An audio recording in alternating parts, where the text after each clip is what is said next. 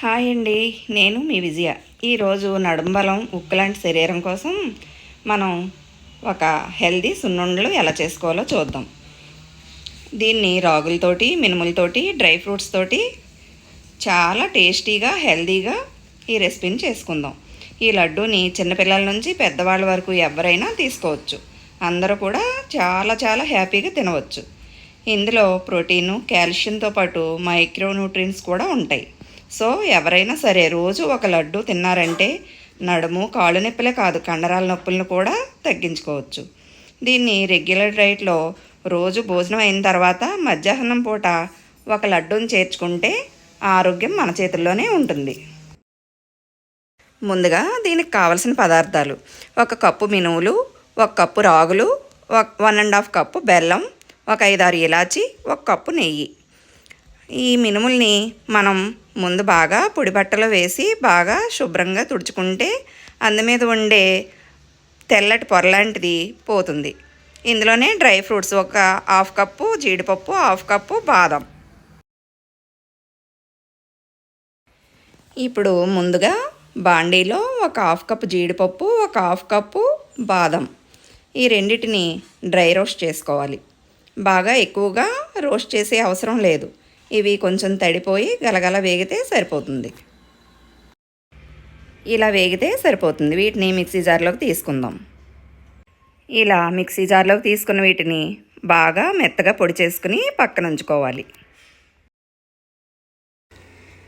ఇప్పుడు అదే బాండీలో రాగులను కూడా వేసుకుని సన్న మంట మీద బాగా దోరగా వేయించుకోవాలి. ఇవి వేగటానికి ఒక 5 నిమిషాలు సరిపోతుంది, ఎక్కువ టైం పట్టదు. కలుపుకుంటూ వేగించుకోవాలి, లేదంటే మాడిపోతాయి.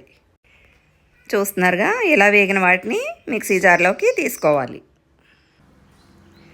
నెక్స్ట్ మళ్ళీ అదే బాండీలో మినువులను కూడా వేసుకొని సన్న సెగ మీద బాగా దోరగా వేయించుకోవాలి. మినువులు వేగటానికి ఒక 15 నిమిషాల నుంచి 20 నిమిషాలు టైం పడుతుంది.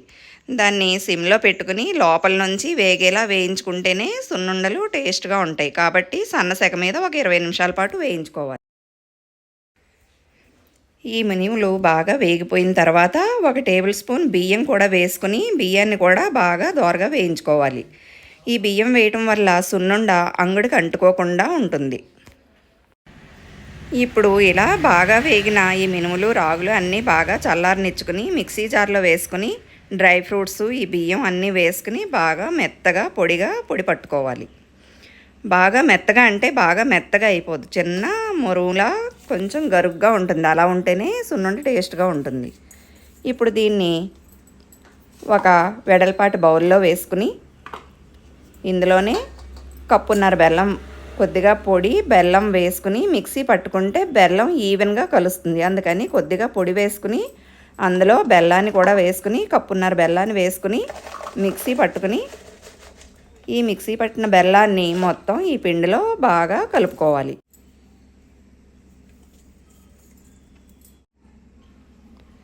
చూస్తున్నారుగా, మొత్తం బెల్లం, ఈ పొడి, డ్రై ఫ్రూట్స్ పొడి అంతా ఇలా బాగా మిక్స్ చేసుకుని 1 కప్పు నెయ్యి బాగా వేడి చేసుకుని ఈ పిండిలో వేసుకుని ముందు ఫోర్క్తో అలా మొత్తం పిండి అంతా నెయ్యి కలిసేలా కలుపుకోవాలి. ఇది కొద్దిగా వేడిగా ఉండగానే ఉండ చుట్టుకుంటే గట్టిపడి విడిపోకుండా ఉంటాయి. ఇందులో నెయ్యి కాస్త సరిపడా వేసుకుంటేనే సున్నుండలు టేస్ట్గా ఉంటాయి. చూస్తున్నారుగా, పిండి కొద్దిగా గోరువెచ్చగా ఉండగా ఇలా లడ్డు కట్టుకుంటే విడిపోకుండా ఉంటాయి.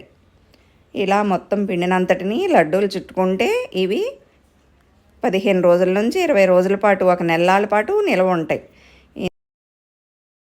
ఇందులో జీడిపప్పు, బాదం పప్పు, రాగులు, మినుములు అన్నీ చాలా హెల్దీ ఇంగ్రీడియంట్స్ వాడాం. అందువల్ల మనకి ఇందులో ప్రోటీన్ లభిస్తుంది, కాల్షియం లభిస్తుంది, మైక్రోన్యూట్రియన్స్ కూడా లభిస్తాయి.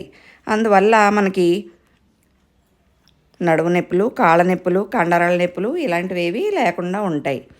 నా వీడియో మొత్తం చూసి నచ్చితే లైక్ చేయండి, షేర్ చేయండి, సబ్స్క్రైబ్ చేసుకోండి. ఈ సున్నుండలు చిన్నపిల్లల నుంచి పెద్దవాళ్ళ వరకు ఎవరైనా తినొచ్చు. ఇవి చాలా ఆరోగ్యకరం. ఇందులో ఆవు నెయ్యి వాడుతున్నాను. మనం గేదె నెయ్యి కంటే ఆవు నెయ్యి వాడుకుంటే చాలా శ్రేష్టం. ఆవు నెయ్యి అవైలబుల్గా లేని వాళ్ళు గేదె నెయ్యితో కూడా చుట్టుకోవచ్చు. ఈ నెయ్యి కూడా మన కంటిలో కొన్ని రకాల పొరలకి నెయ్యి కూడా మనం వాడుతూ ఉండాలి. అందువల్ల ఈ డైట్ని మనం చేర్చుకోగలిగితే చాలా ఆరోగ్యం.